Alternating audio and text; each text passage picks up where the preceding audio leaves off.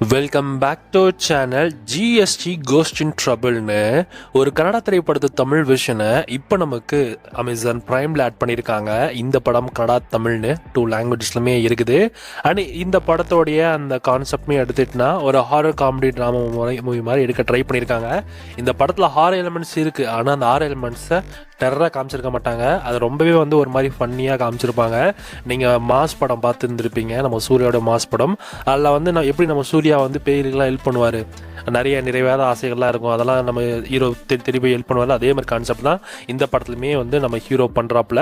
நம்ம ஹீரோக்கு வாழவே பிடிக்கல. அவருக்கு எந்த விஷயம் எடுத்தாலுமே தோல்வியில் போய் முடியுது. ஸோ இதனால் அவருக்கு ஏகப்பட்ட பிரச்சனை வருது. நான் சூசைட் பண்ணிக்கலான்னு போய் முடிவெடுக்கிறாரு. பட் அவரை தடுத்து நிறுத்துறது ஒரு சில பேய்கள். அந்த பேய்கள் எல்லாமே நல்ல பேய்கள். அந்த எல்லா பேய்களும் நம்ம ஹீரோவும் சேர்ந்து ஒரு பேங்க் ராபரிக்கு பிளான் பண்ணுறாங்க. அதுக்கான காரணம் அந்த பேய்கள் தான். ஏன்னா அந்த பேய்களுக்கு ஒரு பண தேவை இருந்திருக்கிறது. ஸோ அதை நம்ம ஹீரோ எப்படி ஃபுல்ஃபில் பண்ணுறாரு, அது என்ன மாதிரி எப்படி போகுது அப்படின்றது தான் இந்த படத்தோட கதையே. ஓவராலாக இந்த படம் ஓரளவுக்கு பார்க்கவே கொஞ்சம் டீசெண்டாக தான் இருக்குது. அந்தளவுக்கு அளவுக்கு இல்லை. Just for time pass comedy மூவியாக நீங்கள் இந்த படத்தை ட்ரை பண்ணலாம்.